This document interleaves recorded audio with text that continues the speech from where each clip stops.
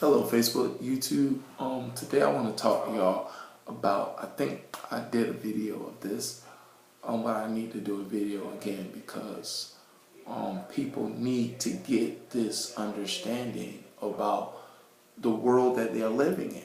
I mean, God, that the topic of this message is talking about the reality of the chess game. You know what I'm saying? It's the major, let me see, the major chess game. You know what I'm saying? Between God and Satan, really. And the thing is, God is playing chess against Satan, and people are not looking at the earth as a chess game. But I mean, if you slowly, look at things like people need to see like this blood moon tetra. The blood moon tetra is really showing. It's supposed to show you that, of course, God is going to checkmate Satan. You know what I'm saying? That's really is supposed to tell you. Here comes God's checkmate.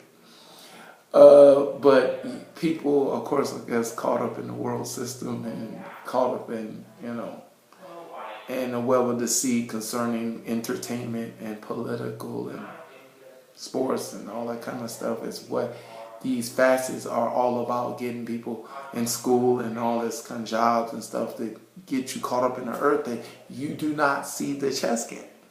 Satan don't want you to see the chess game because you will lean more towards, God if you see the chess game. But the thing is, it is a chess game going on, and people just are just getting, like I said, too caught up in this world system that they start getting the knowledge of this world system more in their brain than they get the knowledge of God in there. You know what I'm saying? And according to 2 Corinthians, talks about, I believe 10, or talks about developing a stronghold. And a stronghold, God told me, is developed when we start magnifying the things of this world. And it talks about that, we make these knowledges higher than the knowledge of God. Is what people get in trouble concerning creating strongholds in their minds. And guess what? And God told me strongholds creates headaches. Yeah. Yeah, strongholds creates headaches. You wonder why people get headaches sometimes? They created a stronghold in their mind. And boy, God, and headaches link to a lot of things that are spiritual that God taught me about, that I wish I could share with you and remember what he showed all the stuff, but I only can put up with that, that he told me about stronghold. Oh, he said about carnal mind. Yeah, a carnal mind will always have headaches. That too. The topic, but the thing is, we're in a chess game, and we need to. And what beautiful thing that I've learned about the chess game, that Jesus, of course, played the major piece of the chess game, that Jesus was positioned in a place of checkmate, that people, if they did their study, and shout outs to my boy Perry Stone, did his homework about when he was trying to find out the place where Jesus was crucified, that he found a place near, a place that, they said, they have two sites that they think the place where Jesus was crucified. But this site that Perry found was near a bus station in Jerusalem, that, near this place, that he found in the elevation of this place is 777. You will think that, people say, hey, this is the place that Jesus Christ died on the cross at, but hey, when the world is full of lies, you get caught up in the confusion and conflict and chaos and never really know the simple truth.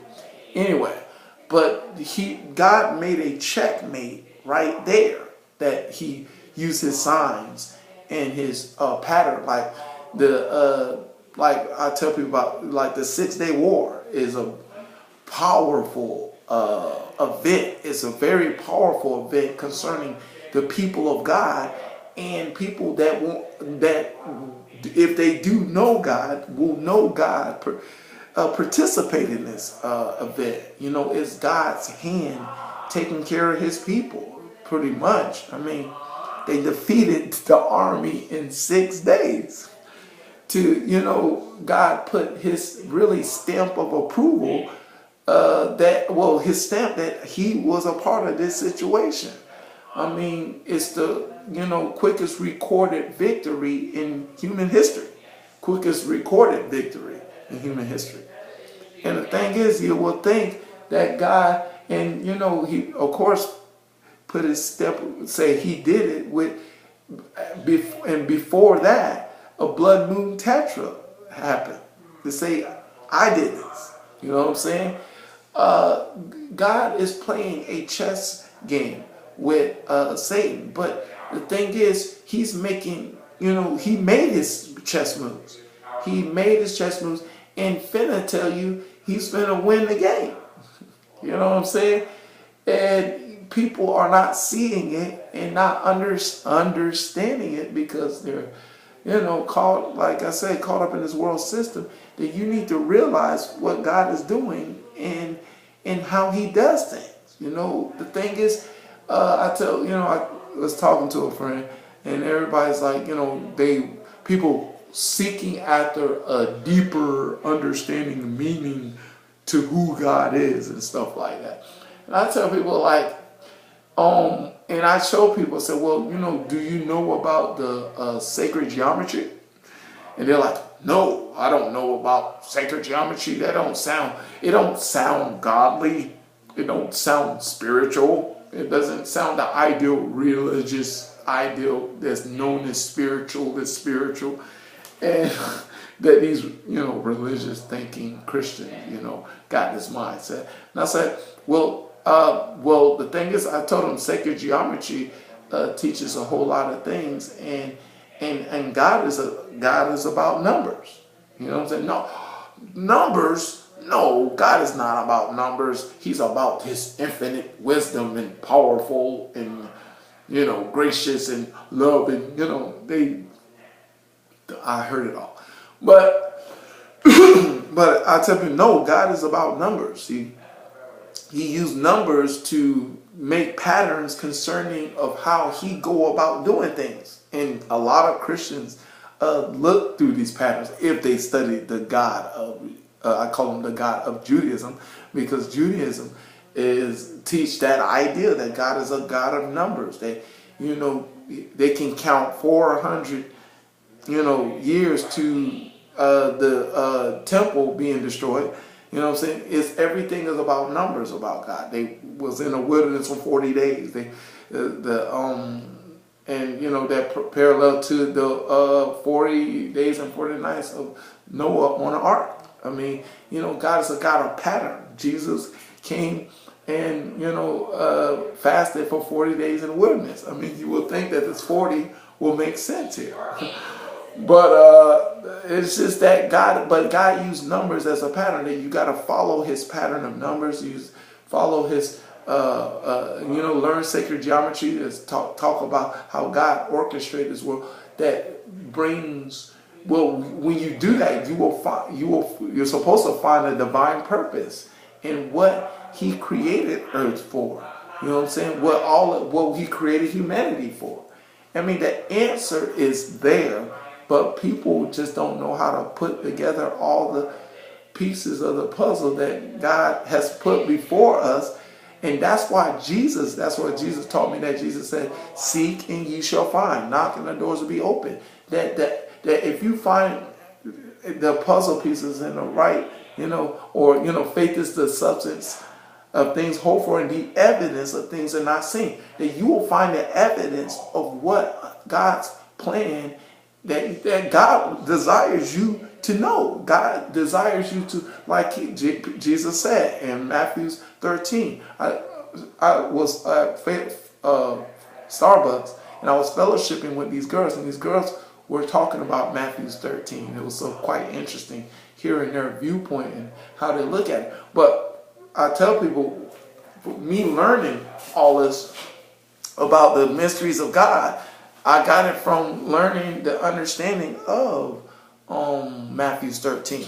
Of it's 11, it says God has given us to know the mysteries of God. To some he given, to some he didn't give it. You know what I'm saying? And he shows why these people don't get it, because they wax cold in their hearts and they don't understand in their heart. It's just that simple. And this is why, and he's showing you the next. I didn't explain it to them this way. I wish I could.